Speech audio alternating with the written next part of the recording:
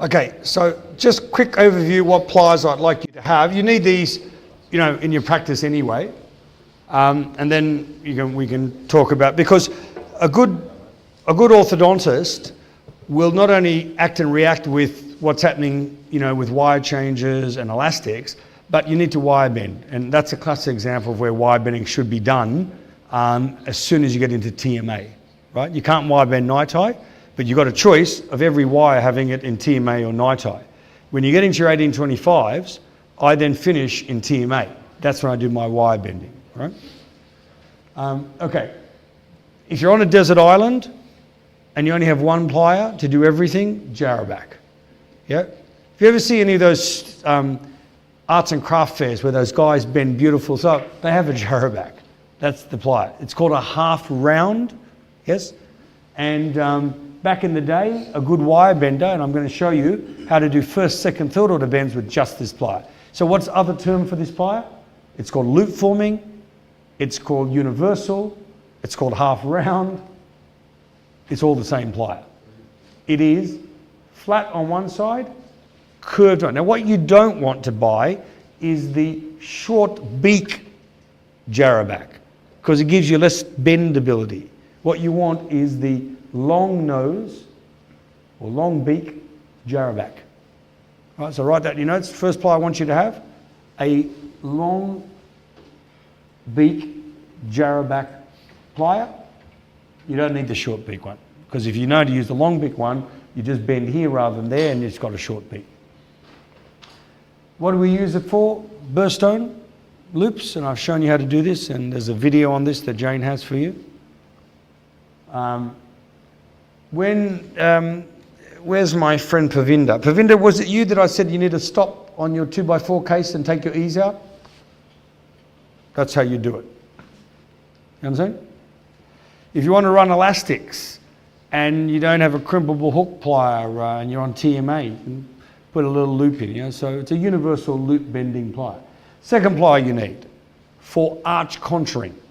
So when you've got your 1825 in and you take your records and you now want to customize your stainless steel TMA, you need what's called a Della Rosa, also known as a half round. Now, remember I said the worst pliers are the Pakistan ones. They're going to melt in your hands after the first autoclave. The most expensive are the German, but they're also the best quality. My pliers are all come from one company called Dentorum, but they cost a fortune. But the use I get for them, it's worth me paying the extra. For you guys who might be doing that much, I'd go German stainless steel, but US made. Yeah, AEZ, Orthoply. Orthoply are good. Agent for Orthoply in Philadelphia. The agent for them is OrthoCare, right? What else? Hugh Freedy, right? Mid-range plier, but good quality. So half round, what do you use it for? To do your arch contouring, to get your customized Damon arch form. Next plier. This is what you need in that case I'm just about to show you, because you need to do a step out bend. Now you can do it with your half round using the flat section, not the curved, but then you introduce unwanted torque because you're not used to wire bending. Yeah? This plier comes in three widths, 1, 2, 3 millimeter. I just get the 2 and be done with it. Right? Now you can use this for horizontal bends and for vertical, right? I'll show you in a minute. It's also known as a hammerhead because it looks like a hammerhead shark. Correct term is step up, step down. It's also known as a first order bend plier, right? Just to confuse you. So if you just press it, what does it give you? The offset. So if you press it the way it's designed, it gives you a vertical offset. If you then grab the plier and turn it this way and bend on the other side, it'll give you the opposite bend. Do you understand? So that's a great way if you want to intrude a tooth. Say you're about to finish and you've got a lateral that you need to bring down 1 millimeter. You can take the bracket off, sandblast it, clean the glue, re-etch, rebond. It's going to take you ages. Or you could just in 3 seconds do that little bend and bang, that tooth's going to move. There's the bend to intrude or extrude using your first order bend plier, your hammerhead. You can also use it, rather than press this way, press that way, and it's going to give you the offer. So first order bend plier, in the case we're looking at now where there's a cross pipe, we'd like to do that. Do you see? Okay. But if you turn the plier this way, you could also do that. Yeah? So it's for vertical and transverse bends. First order bends. Yeah? Now, second order bend. A second order bend, the correct term is known as tip. Right? So, a second order bend, which can also be done with a jarraback. If you now have your bracket,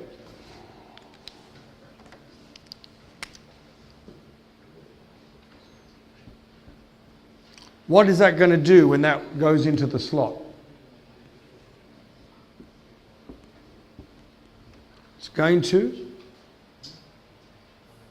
So if you put that in the slot like that, what's going to go? Is that going to happen? Yes, no, not sure. You've got 50% on this one. Other way, exactly.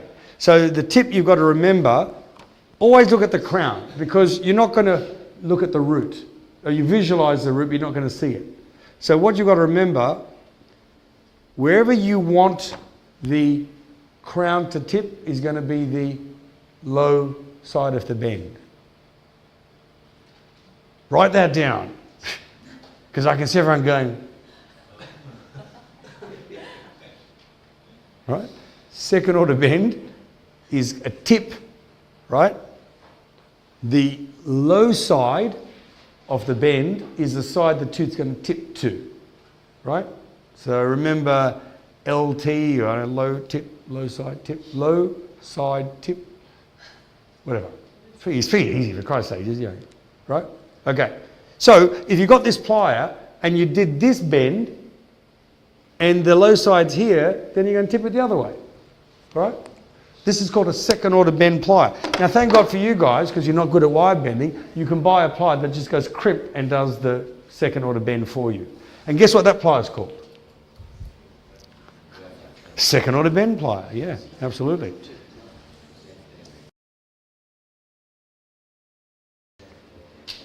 So if you look at this plier, it's a bracket width, can you see? And if you get that plier and you press, bingo, your bend occurs for you. And the low side is the side that the crown is going to move to. Or the high side is where the root's going to move. But you know, really? So when do I use this? On my Panorex, when I see roots are together like that. Yes? You got it? If I want to tip the other way, you don't need a special plier. I'd love to sell you one, right? So would the rep. Probably sell you two. So use that for the right, use that for the left. You go. Get the bloody plier, turn it the other way, press. Everyone happy? This plier you don't need, but I'm just going through pliers, right? One day I had nothing better to do. I got my nurse to photograph all the pliers we had out on the rack. I can't remember the last time I used this one. This is, if you don't want to use a jarraback, like in your case, right? If you don't want to use the jarraback, you can just get this plier, press it, and bingo, you get a stop in the wire. You understand? But that's ultimate in laziness, really. Get your jarraback and do it, but up to you, right? Rose talking pliers, what are they used for? Third order bend. What's a third order bend? Torque. So I just went through the second order bend, tip, axial, yep. First order I went through. Third order.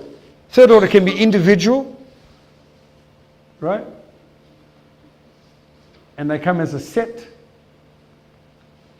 You grab the part of the wire you want to put the extra torque in. And now, do you get this? There's a male and female part. What do you think the male part is? Do you apply the torque with the male part? Right? So this is the female part. The female part grips the plier. The male part comes in and does the torque. How much torque is up to you? Normally 20 degrees. Everyone happy with that? And then, it's hard to photograph this, but you see the little, right? So when would you use that? You know, in a Div 2, where for whatever reason, you know, one incisor still needs more torque, or both need more torque? Yeah, okay. Now, Tweed torquing plier is for continuous torque, right? So Tweed comes as a set, right? And the Tweed plier, you grab it and you put torque in, and then the important thing is you come around the other side and you take the torque out. Remember, I've shown you that 100 times in wire bending. Right? Last plier. This plier is important for your surgical cases and when you put elastics on. Now, there's two crimpable hook pliers. There's a 4-prong and there's a 3-prong, right? The one that I get from TP is a 4-prong. It's very good. Why? Because it indents and the thing doesn't come off. So if you haven't bought a crimpable hook plier, make sure you ask for the 4-prong version. The 4-prong, you come along, you pick up the hook, you go straight to the wire, you go crimp and bang, it puts it on there. For elastics, for surgical hooks, you know. As far as handles, always go for the long handles, because if you're doing intraoral stuff, you need to, you know, get down the back there.